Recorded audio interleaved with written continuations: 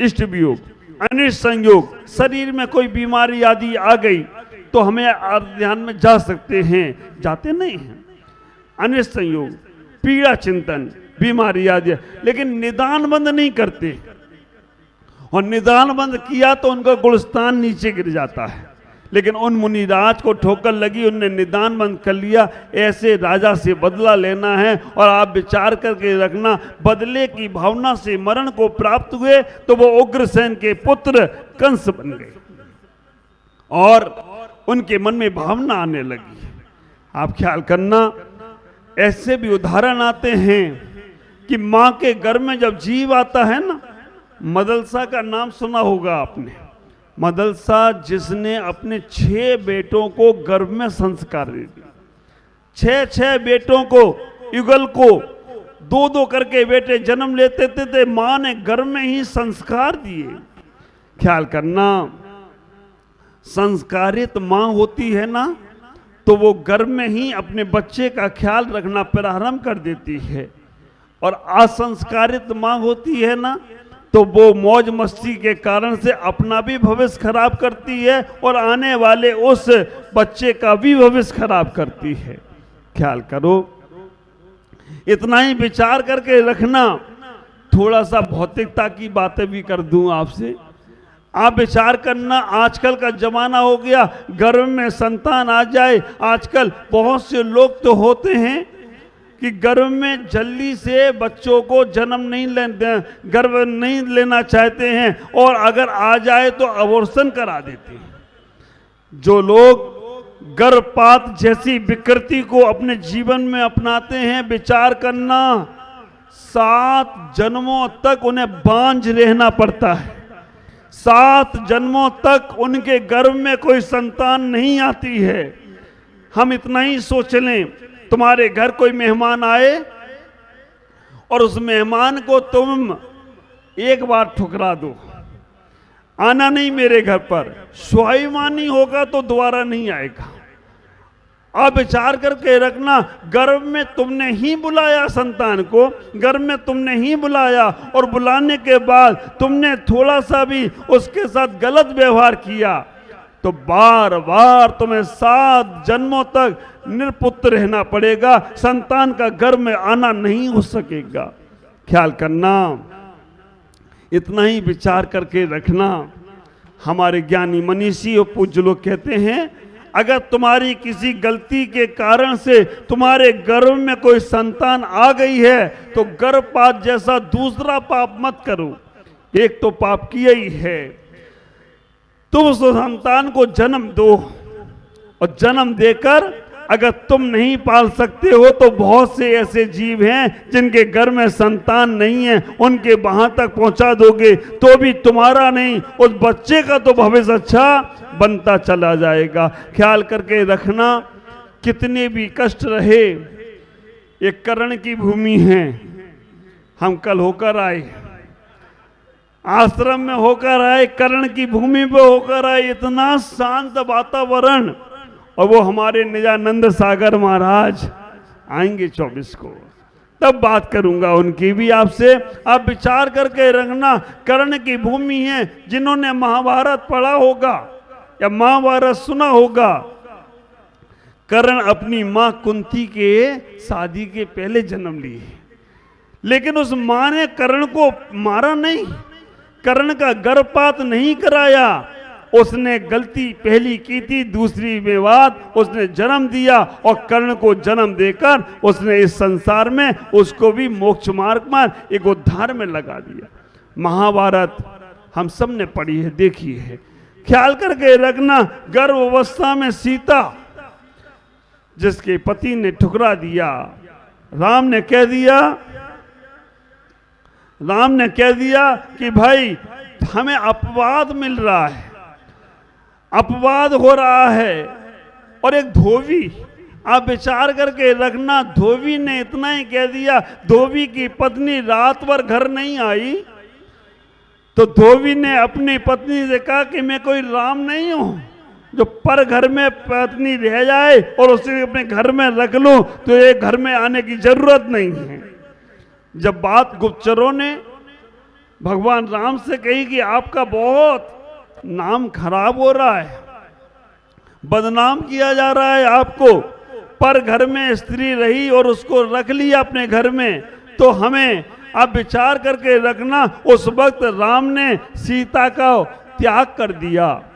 हाँ, आप विचार करना, बहुत सारी विकृतियां जो हमारे संसार में चल रही हैं वो हमारे महापुरुषों ने पहले ही करके रखी है। ये डिवोर्स वाला काम जो है ना, ये भगवान राम ने करके रखा है पहले से। अब आप बच्चे करें तो कोई दिक्कत वाली बात हो रही। हाँ, ये नशा पत्ती करना ये हमारे शिव जी पहले ही करके चले गए। अब जुआ हुआ खेलना ये पांडवों ने पहले ही खेल लिया है। अब आप लोग करें तो कोई गड़बड़ वाली बात थोड़ी। हाँ, बहुत सारे गलत काम है। लोग जिनको गलत करना है ना, वो महापुरुषों का उदाहरण देते हैं। अब एक पति नशा करता था, उसने नशा करते हुए जुआ भी खेलता था। पत्नी को उदाहरण दिया कि नशा शंकर जी करते थे, हम भी कर लें तो क्या दिक्कत है। पत्नी ने बड़ा अच्छा उत्तर दिया, शिव जी ने भांग खाई वो तो तुम खा रहे हो, और शिव जी ने जहर पिया था वो कब पियोगे तुम। इसमें नहीं चलेगा, आप विचार करके रखना। और वो जुआ खेलने में गया, उसने कहा जब पांडवों ने जुआ खेला तो हम खेले तो क्या दिक्कत है।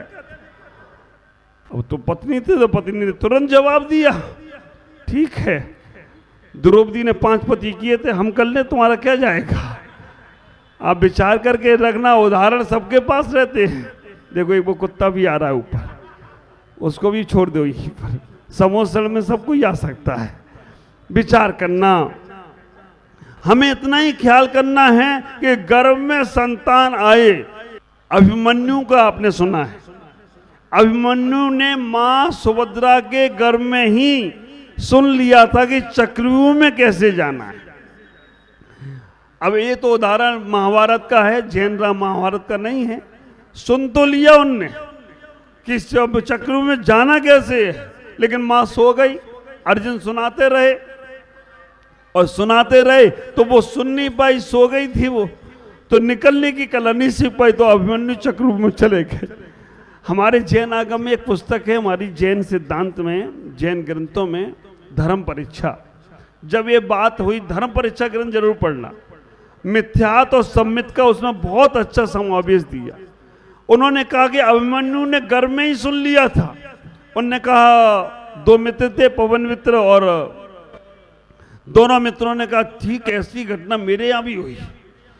जैन आगम में भी एक घटना हुई। क्या हुई कि एक बच्चे ने गर्भ में सुन लिया कि 12 साल का अकाल पड़ने वाला है। 12 साल का अकाल, तो उसने कहा मैंने जन्म लिया तो 12 साल भूखे रहना पड़ेगा। उसने जन्म ही नहीं लिया, 12 साल तक मां के घर में रहा। उसने कहा यार बड़ी गप लगा रहे हो, 12 साल कोई रह सकता है क्या। उन्होंने कहा जब वो अभिमन्यु घर में सुनकर रह सकते हैं तो हमारे वो क्यों नहीं सुन के रह सकते हैं। उन्होंने उदाहरण देकर समझाने का प्रयास किया। मैं आपसे कहना चाहता हूं, इन उदाहरणों से हमको ये समझना है कि हमारे घर में कभी कोई जीव आए तो हमें बहुत संस्कारित होना। हमारी दादियां अम्माएं कहती हैं जब बहुएं गर्भवती हो जाए तो बेटा देखभाल कर चलना, है ना बेटा, संभल के चलना, ज्यादा चटर पटर वाला खाना नहीं खाना, ज्यादा गलत चीजें को नहीं देखना। आप विचार करके रखना, वो देखभाल कर चलना, ये हमारी सम्यक दर्शन, सम्यक ज्ञान और सम्यक चारित्र की सूचना उन्होंने घर में दे दी। देखना दर्शन है, भालना ज्ञान है, चलना चारित्र है। मां दे रही है वो शिक्षा, आप ख्याल करो। जैसे तुम्हारे गर्भ में कोई जीव आता है, हमें अपने सारी चर्याएं बदल लेना चाहिए। जो माता बहनें गर्भ में जीव आने के बाद आंखों में काजल लगाती हैं ना, उनके बच्चे की आंखों में प्रभाव पड़ता है, आंखें चौंधियाने लगती हैं। जो माता बहनें अपने गर्भ में बच्चे के आने के बाद क्रीम पाउडर आदि लगाती हैं, उन बच्चों की स्किन प्रॉब्लम गर्भ में ही आने लगती है। आप विचार करके रखना, जो माता बहनें अगर गर्भ में जीव आया और ज्यादा फैशन में जा रही हैं या ज़्यादा। अब आप विचार करो, घर में जीव आया है और टीवी बैठ के देख रहे हो और टीवी में गाना चल रहा है, तो जब जब मुझे पुकारे मैं दौड़ी आऊं नदिया किनारे, और वो माँ सुन रही है। अब आप विचार करके रखना, जब वो बच्चा के बाद जन्म होगा तो नदिया किनारे नहीं जाएगा, वो सागर किनारे जाएगा। फिर तुम कहोगे कि महाराज इसमें गलत संस्कार कैसे पड़ गए। तुमने उस वक्त ख्याल नहीं किया, उस वक्त टीवी आदि देखने का त्याग करना चाहिए, अपने लिए नहीं। आप विचार करके रखना। एक उदाहरण हमें कल्याण, अपना पुणे के जो डॉक्टर कल्याण हैं, उन्होंने एक उदाहरण सुनाया था, याद हो गया। उन्होंने कहा जब मेरी माँ आचार्य शांति सागर जी के पास दर्शन करने के लिए गई, मैं उस वक्त गर्भ में था। आचार्य शांति सागर से आशीर्वाद लिया तो उन्होंने कहा तुम दोनों को आशीर्वाद। माँ अकेले दर्शन कर रही है, उन्होंने कहा तुम दोनों को आशीर्वाद। माँ ने पूछा दोनों को? नहीं, हाँ तुम दोनों को आशीर्वाद और रात्रि भोजन का त्याग रखना। माँ ने कहा कि मैं तो रात्रि भोजन किया ही नहीं है, पर आचार्य शांति सागर जी कहते हैं कि तुम्हारा नहीं, ये जो गर्भ में बच्चा है उसका भी रात्रि भोजन का त्याग करना। आप विचार करके रखना, जो गर्भ में बच्चा उसका भी रात्रि भोजन का त्याग, गर्भ में ही कह दिया। वो कल्याण, डॉक्टर कल्याण कहते हैं महाराज मैं बचपन में जब माँ की जन्म लिया, माँ ने रात में हमें दुग्ध पान भी नहीं कराया। रात में मैं अगर जाग जाऊं रोता रहूं तो माँ रात भर गोदी में खिलाती थी, लेकिन रात में हमें दुग्ध पान भी नहीं कराया, और रात में माँ तो खाती ही नहीं थी। ख्याल करना, आपके घर में अगर कोई जीव आ रहा है तो उसे संस्कार देने का प्रयास करो। कभी भी आपस में गुस्सा नहीं करना। पतियों को भी कहना चाहूंगा, अगर तुम्हारे गर्भ में तुम्हारी पत्नी को, श्रीमती को कोई जीव आया है तो उसका मन कितना खुश रख सकते हो। अगर वो खुश रहेगी तो आपकी आने वाली संतान खुश होकर ही जन्म लेगी, और तुमने उससे दुखी किया तो बाद में जो आएगा वो तुम्हें दुखी करेगा। फिर कहोगे कि ये संस्कार कैसे पड़ गए? पड़े कैसे? तुमने ही कुछ किया है। ख्याल करना, 3 प्रकार की योनियों की चर्चा हमारे जिनागम में आती है। 3 प्रकार की माँ की योनियां होती हैं। 84 लाख योनि हैं। 7 लाख एक इंद्री की, पृथ्वी की, जल की, अग्नि की, वायु की, मनुष्यों की 14 लाख योनि हैं। अगर हम थोड़ा सा जिनागम में जाएं, 14 लाख योनियों से मनुष्यों के जन्म होते हैं। उन योनियों को 3 भाग में बांटा गया।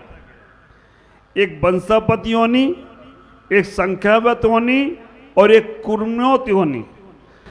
वंशापत योनि जो होती है उससे हम सब लोगों का जन्म होता है, उसे बोलते वंशापत योनि। संख्यावत योनि जो होती है वो चक्रवर्ती की, पटरानी की होती है, या जिन महिलाओं के बच्चे नहीं होते उनकी होती है, बांझ, वो होती है संख्यावत योनि। और कुर्म्योत योनि होती है जिनसे तीर्थंकर जैसे महापुरुषों का जन्म होता है।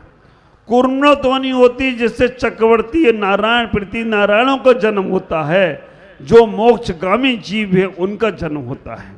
ख्याल करना, हमें अपने जीवन में तीर्थंकर जैसे बच्चे को, संत जैसे बच्चों को गर्भ में लाना है। ऐसा कहते हैं हमारे गुरुदेव आचार्य भगवान पुष्पदंत सागर जी महाराज जब गर्भ में आए तो उनकी माँ ने भी कुछ सपन देखे, बाद में मालूम पड़ा। उनकी माँ ने सपन देखे 3। एक सपन देखा दहाड़ता हुआ शेर चला जा रहा है। दूसरे नंबर पर सपन देखा कि एक बैल शरीर पे बोझ लेकर जा रहा है और मार खाते हुए भी जा रहा है। और 3 सपन देखे उन्होंने। आप विचार करके रखना, मेरे गुरुदेव आचार्य भगवान पुष्पदंत सागर जी महाराज सिंह की धारणा से सर्वत्र विचरण करते हैं, और आप विचार करके रखना उनकी वो सिंह देशना जहां भी जाते डरते नहीं हैं। अगर तुम अच्छी भावनाओं के साथ, अपने मन में उत्कृष्ट भावनाओं के साथ गर्भ धारण होता है तो बच्चा भी उत्कृष्ट भावनाओं के साथ तुम्हारे गर्भ में पनपे तो कोई बड़ी आश्चर्य की बात नहीं होगी। ख्याल करना, आजकल बहुत सारे टीवियों पर, मोबाइलों पर कि पुत्र चाहिए या पुत्री चाहिए, उसके लिए भी आने लगी। मैंने संस्कार पुस्तक में दिया है, कभी कभी मजबूरी हो जाती है, घर में 3 बच्चियां आ गई हैं, 4 बच्चियां आ गई हैं, बेटे के लिए प्रयास कर रहे हैं। आयुर्वेदिक ग्रंथों में इसका उदाहरण आया है। आयुर्वेदिक ग्रंथों में कहा है, जो वहां कहा गया है उसके अंदर आप पुस्तक में पढ़ेंगे कि स्त्री पुत्र को जन्म देना चाहती है और पुत्री को नहीं चाहती है तो उसके लिए कुछ विधियां बताई गई हैं, आप उन पुस्तकों में पढ़कर ले सकते हैं। लेकिन फिर भी हमारे गर्भ में जो जीव आता है 7 दिन तक वो कलकल की अवस्था में रहता है।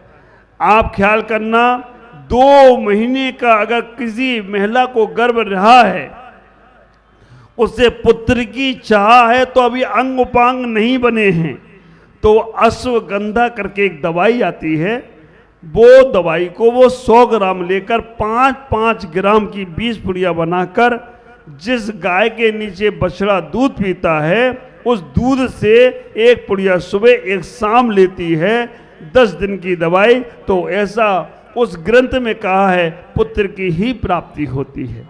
लेकिन मैं आपसे इतना ही कहूँगा, हम अपने जीवन में उस भाव को समझने का प्रयास करें कि जिससे हमारा जीवन और मंगलमय बने और आनंद में बने। मैं आपसे कहना चाहता हूँ, बहुत बड़ी साधना है गर्व को धारण करने की, और बहुत बड़ी साधना है उस गर्व को संस्कार देने की। आज इतना ही, आप सब लोग गर्व से जिए, गर्भपात में नहीं जिए।